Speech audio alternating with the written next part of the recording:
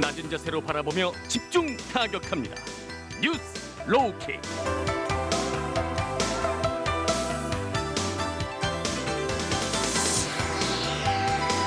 낮은 자세로 오늘의 이슈를 집중 타격하는 뉴스 로우킥 시간입니다. 화요일 로우킥을 함께하실 두 분 소개해드리죠.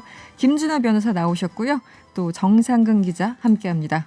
어서 오세요. 안녕하십니까. 네, 지금 TBS 유튜브 채널에서 보이는 라디오로 저희들과 함께하실 수 있습니다. 지금 보이는 라디오로 들어와 주시고요. 여러분의 의견도 항상 기다리고 있습니다. 무료로 이용할 수 있는 TBS 앱을 활용하셔도 좋고요. 짧은 건 50원, 긴 문자는 100원이 드는 샵 0951번으로 의견도 많이 보내주세요. 오늘도 정치 이슈가 좀 많은 것 같은데요. 첫 번째 뉴스 로우킥 이슈는 금태섭 전 의원이 이제 서울시장 출마 선언을 하면서 제3지대 경선, 제3지대 단일화를 제안하지 않았습니까? 네. 당장 이제 안철수 대표 측에 제안을 한 건데 안철수 대표가 연락이 온다면 만나보겠다 화답하는 그런 분위기입니다. 전반적으로 좀 어떻습니까, 정상근 기자? 네, 일단 단일화에 대해서 이제 화답을 한 건지는 잘 모르겠습니다만, 근데 어쨌든 네. 이 금태섭 의원이 출마 선언을 하면서 안철수 대표하고 단일화를 하겠다, 제3지대 네. 단일화 하겠다, 네. 그렇게 얘기를 했고 연락을 하겠다고 얘기를 했었고요. 그래서 이에 대해서 이제 안철수 대표도 연락이 오면 받겠다라고 이제 얘기를 했던 상황이었던 거죠. 그 뉘앙스가 그 연락 오면 받겠습니다. 신중하게 얘기한 건지 전화 한번 해봐 이런 건지 이 톤에 따라서 완전히 달라지는 거잖아요. 안철수 대표가 유명한 게 이제 어떤 상황에서도 톤이 일정한 게 톤이 일정해서 장점이시죠. 감을 잡을 수 없다. 언론에서는 시큰둥 이런 제목의 표제도 띄었는데 네. 두 분 관계가 흥미로운 것 같아요. 어차피 금태섭 전 의원 같은 경우 2012년 대선 안철수 캠프에 몸담으면서 사실 정치권에 데뷔를 했다가 네. 국민의당을 안철수 의원이 이제 만들고 나갈 때 거기에 합류하지 않고 이제 민주당에 남아서 남았었죠. 배지를 담았다가 네. 다시 또 이제 나와서 한 연초만 하더라도 사실 안철수 10년의 정치에 대한 비판적 평가를 되게 내놓으셨는데 여기서 다시 또 단일화 제안하는 과정까지 네. 두 분의 그 묘하게 행보가 겹쳤던 부분들이 참 인간적으로 되게 흥미로운 것 같아요. 이 정치적인 어떤 그 경로나 운명이 계속 이렇게 좀 함수관계 같기도 하고 좀 네네. 재밌습니다. 요즘 상황을 보면. 네, 그래서요. 그래서 이제 금태섭 의원이 그 이후에 오늘 라디오 방송에서 이런 얘기를 했는데 네. 안철수 대표가 연락을 했다. 안철수 대표가 연락을 했고 안철수 대표랑 이제 만나기로 했는데 언제 어떻게 만날지는 조금 더 얘기를 해봐야 된다라는 게 오늘까지 나온 이제 뉴스입니다. 네. 이제 국민의힘 쪽 특히 이제 김종인 위원장은 안철수 대표에게 일종의 모욕감을 주고 있는 여러 가지 그 발언들을 하고 있고 네네. 또 그렇다 보면 이쪽에서도 뭔가 흥행에 좀 성공을 해야 되는데 이 참에 안철수 대표 입장에서 혹은 금태섭 전 의원 입장에서 이런 논의하는 것 자체는 플러스인가요? 전략적으로 어떻게 보십니까? 글쎄요, 이게 전략적으로 플러스인지 모르겠습니다만, 근데 어쨌든 이게 국민의힘에서는 경선이 진행이 되니까 그 사이에 이 서울시장에 나서는 다른 후보들 입장에서는 민주당을 제외하고는 네네. 좀 약간 이 논의에서 소외가 되는 그럴 측면은 수도 있을 있죠. 거거든요. 네네. 그래서 그 와중에 동시에 이제 그 제3지대 단일화가 추진이 되면 또 그쪽에 이제 언론의 카메라가 갈 수도 있는 어쨌든 상황이니까 그렇죠. 네. 그렇게 해서 관심을 받을 수 있겠다라고 생각은 들긴 하지만, 근데 또 어떻게 생각해 보면은 이제 좀 축구로 대비하면 이제 국민의힘 경선은 독일 대 프랑스 이런 경기이고 네. 이제 제3지대 경선은 브라질 대 중국 이런 경기라면 네. 시청률은 어디에도 많이 올리겠는가라는 생각도 한편에서는 듭니다. 다른 분들 안 하는 얘기 두 가지만 짚어보면 네. 김종인 대표는 원래는 3자로 하자고 했잖아요. 자기네가 이제 한 명 국민의힘 경선 후보가 결정이 되면 거기에 금태섭 전 의원과 안철수 대표 3명이서 하자고 하면 그럴 경우에는 사실은 지지층이 어떻게 보면 안철수, 금태섭 두 분은 겹치죠. 그렇게 약간 3자 구도로 겹치는 경선을 하게 되면 네. 국민의힘 후보가 상당히 유리할 수 있습니다. 근데 안철수, 금태섭 선 단일화를 하면 네. 어쨌든 누가 단일화 되든 그 후보가 조금 더 1대1로 되니까 네, 탄력을 그런 받을 면에서 테고. 오히려 국민의힘에서 약간 부담스러울 수도 있다. 안철수 의원이 여기서 사실 시큰둥할 이유가 별로 없다. 오히려 저는 이제 그렇게 보고. 그 안철수 의원 입장에서는 대표 입장에서 마이너스는 아니니까. 근데 이제 다른 면에서 보면 네. 물론 이제 제가 안철수 대표 걱정할 입장은 아닙니다만 네. 경선을 2번 하면 비용이 2배로 듭니다. 또 그래서, 비용 문제. 네, 거기에 현실적이네요. 금태섭 의원이랑 안철수 의원이 둘이 경선을 해서 비용을 내려면 여론조사로 하려고 해도 그럼 어쨌든 돈이 또 들지 않습니까? 그렇죠. 네, 저 같으면 한 번 하는 게 더 좋을 것 같은데 네, 그런 점이 이제 남들 안 하는 두 가지 얘기였습니다. 그런 건 어떻습니까? 이 얘기는 남들이 했는지 안 했는지 모르겠습니다만 아마 했겠죠. 급의 문제, 소위 말하는 이제 정치인들은 급을 따지잖아요. 그래도 안철수 대표 같은 경우는 대선 후보였고 서울시장 후보였기도 했고 뭐 당 대표 등등 웬만한 건 다 어쨌든 하셨죠. 성공 여부를 떠나서. 근데 금태섭 전 의원은 그냥 초선 의원이지 않습니까?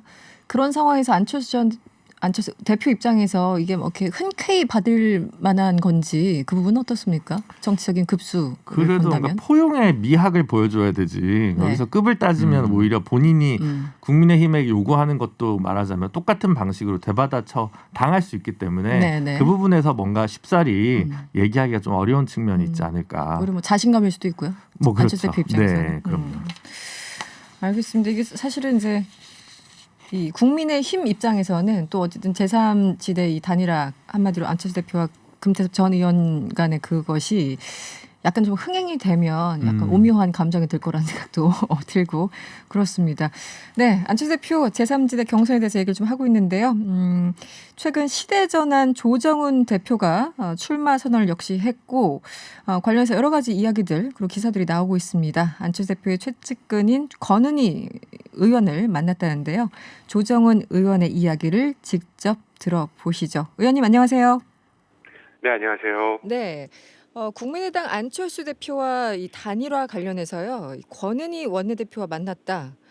구체적으로 조정훈 의원실에서 만났다. 이런 보도가 나왔습니다.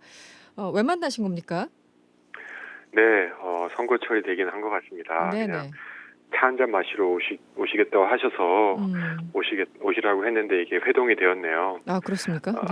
예, 그래서 권 대표님 오셔가지고 이제 일정에 전혀 없었던 국회 본회의 시작하기 전에 잠깐 차 한잔 나눴고요. 제 네. 방에서 이제 제안이 일요일이죠. 지난 일요일 그 금태섭 전 의원님이 제시한 그 제3지대 뭐라 그럴까 단일화 네.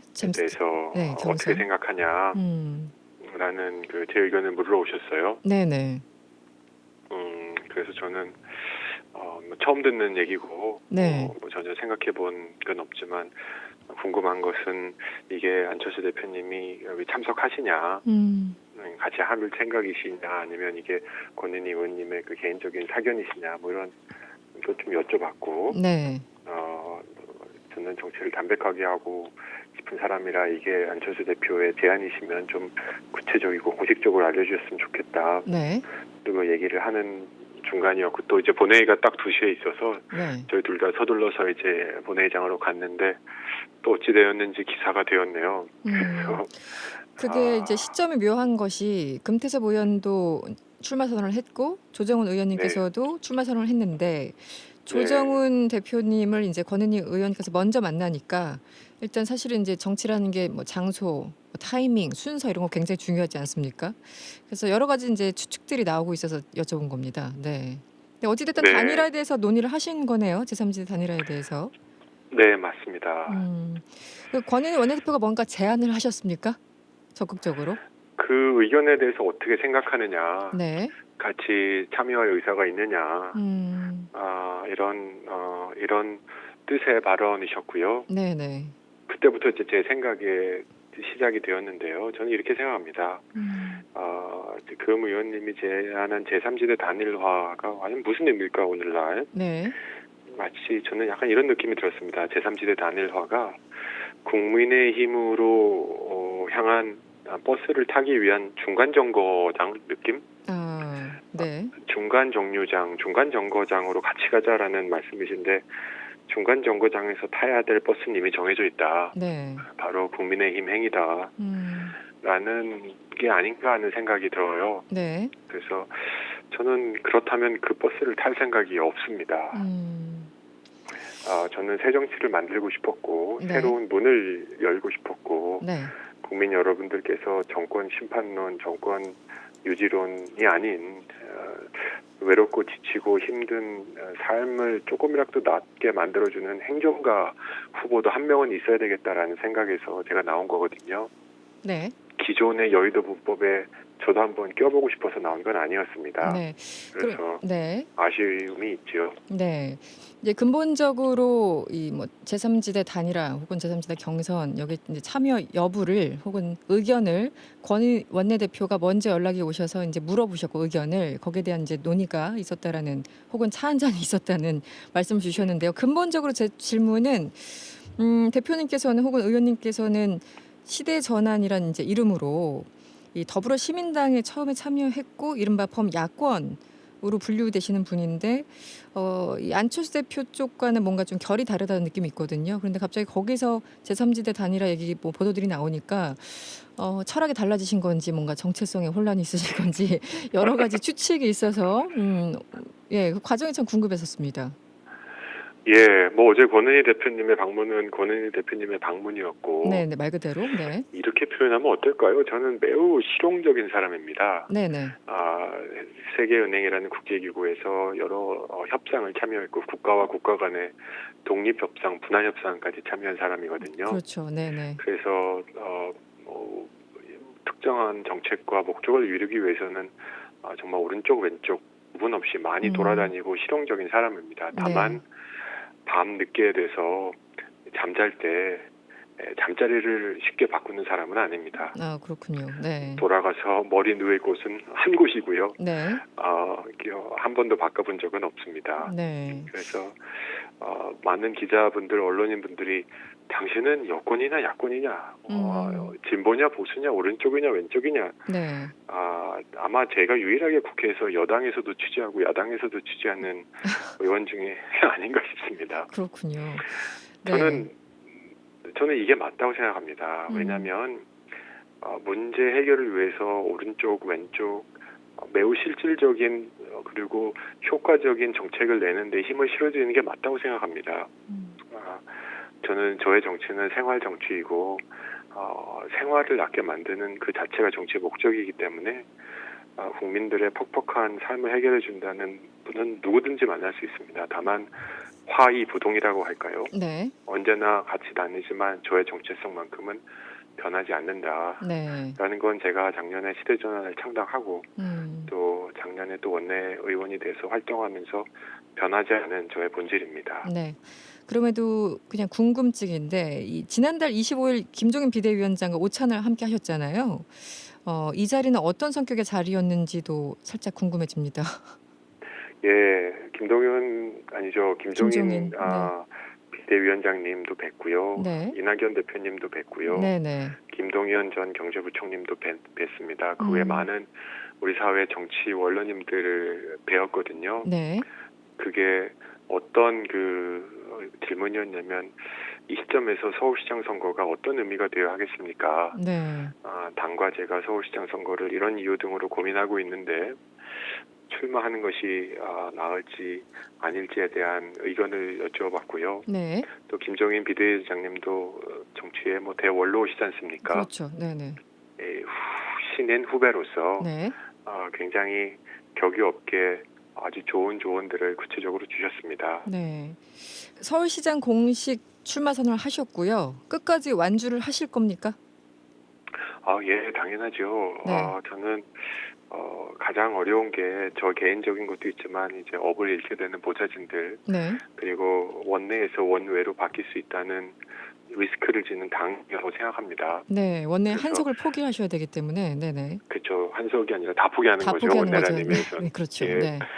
그렇기 때문에 당의 지도부와 지난주 아주 거의 매일같이 회의를 했고요. 네. 또 그 과정에서 제가 의사결정을 할 때 당과 냉정하고 현실적인 판단을 하는 과정을 거치겠다는 약속은 드렸습니다. 네. 알겠습니다. 하지만 저는 완주를 생각하고 이 선거를 뛰어들고 있습니다. 네. 알겠습니다. 예비 후보들에 대해서 이제 10년 흘러간 가수들의 재방송 같다 여러 가지 총평들이 나오고 있습니다. 전반적으로 이번 선거의 성격 규정을 해주신다면 어떻습니까? 선거는 두 가지 역할을 해야 됩니다. 네. 정치의 새로운 신인들을 무대로 끌어올리는 역할을 하죠. 특히 선출직 정치인의 경우는요. 네네. 그래서 저는 새로운 인물이 나올 때가 됐다라는 생각을 합니다. 네. 영화 나홀로 집에가 매년 설날에 상영되지만 그 영화를 신작이라고 부르는 사람은 없죠. 네네.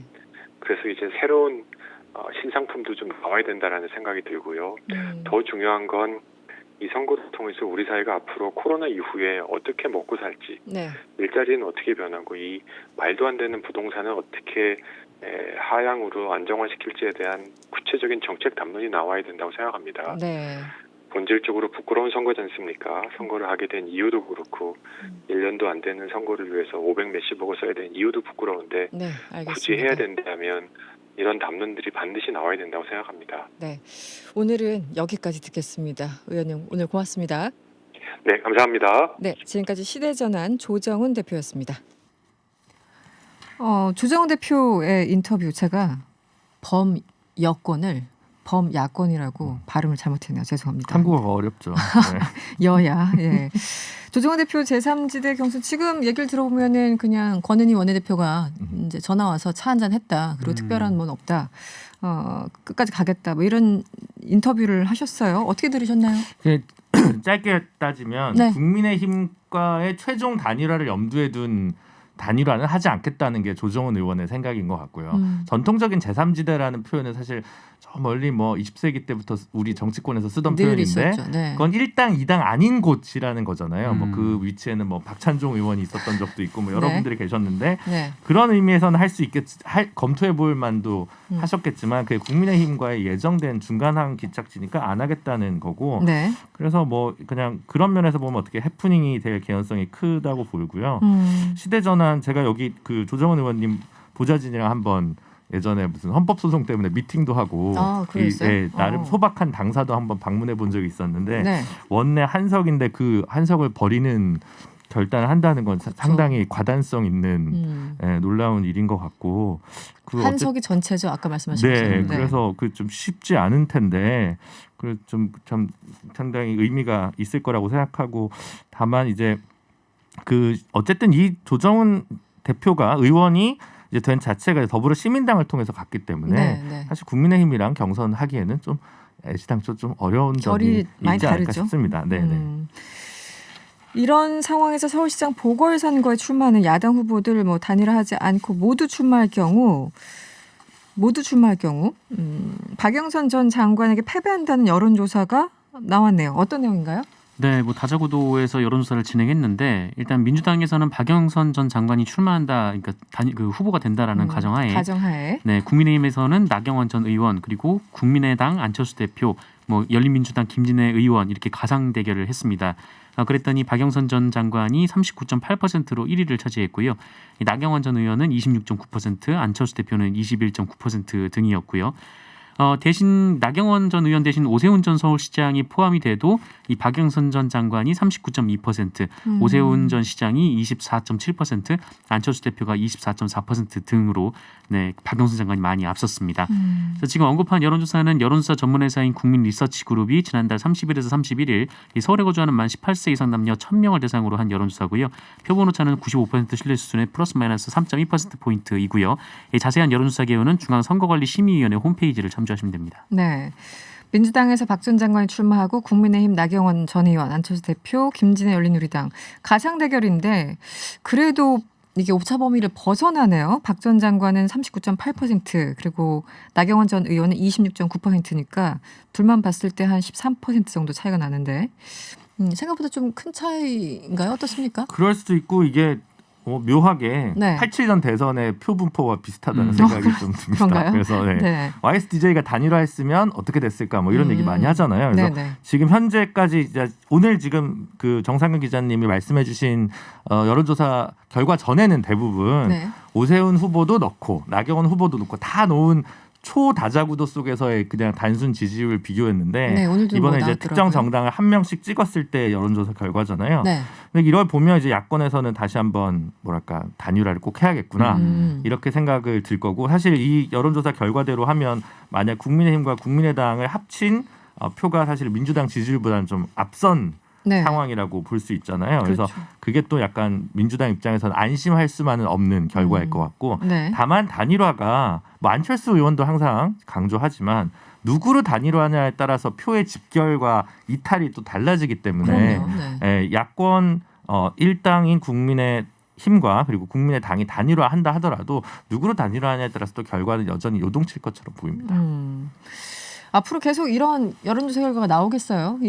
그런데 이 숫자에 민감할 수밖에 없고 네네. 이번 여론조사 결과 어떻게 보셨습니까?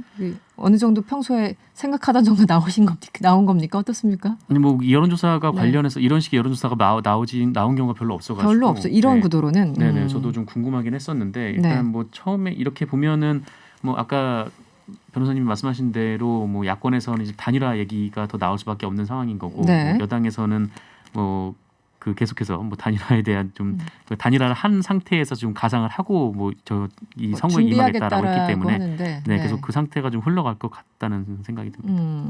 제일 웃고 있는 분은 저희가 볼 때는 안철수 대표일 것 같아요. 왜냐하면 보통 제3 후보가 본선이 가까워질수록 지지율이 좀 빠지지 않습니까? 네. 근데 아직까지는 20%를 유지할 수 있다라는 것은 상당히 단일화 협상 국면에서 자신의 존재감을 키울 수 있기 때문에 네. 어떻게 보면 안철수 대표가 제일 웃는 여론조사 결과가 아닐까 싶습니다. 이것만 본다면. 네네네. 알겠습니다. 다음 이슈로 넘어가 볼까요? 오늘 국회에서 이낙연 더불어민주당 대표의 교섭단체 대표 연설이 있었는데요. 주요 내용 잠시 들어보겠습니다. 요즘 제1야당 지도자들이 넘어서는 안 되는 선을 넘었습니다. 정부가 북한에 원전을 극비리에 건설해 주려 했다며 대통령이 이적 행위를 했다고까지 주장했습니다. 야당은 완벽하게 잘못 짚었고 묵과할 수 없는 공격을 대통령께 가했습니다. 야당은 거짓 주장에 대해 책임을 져야 마땅합니다. 거짓을 토대로 대통령을 향해 이적 행위라고까지 공격했으면 무거운 책임을 지는 것이 당연합니다. 민족의 운명마저 정쟁의 대상으로 악용하는 것은 무책임합니다. 민족의 문제에 대해서까지 거짓을 서슴없이 말하고 거짓을 토대로 대통령을 공격하는 것은 국내외적으로 정치의 신뢰를 손상하며 국기를 흔드는 위험한 일입니다. 정치를 더는 후퇴시키지 맙시다. 평소보다 강경한, 그러니까 네. 예전에 총리 시절에는 뭔가 사이다 발언, 간결하면서 묵직한 이런 발언이라면 오늘은 꽤 수위가 높은 그런 발언이었네요. 네.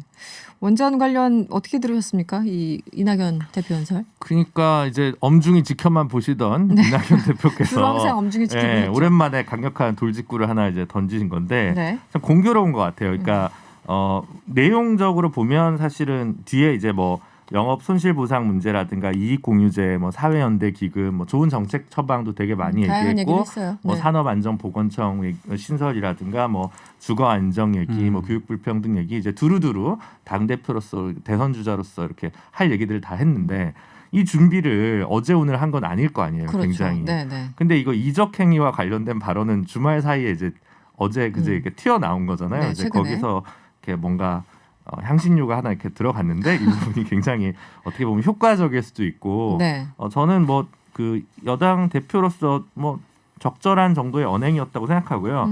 보통 안 하던 문법을 쓰면 네. 조금 어색하거나 네.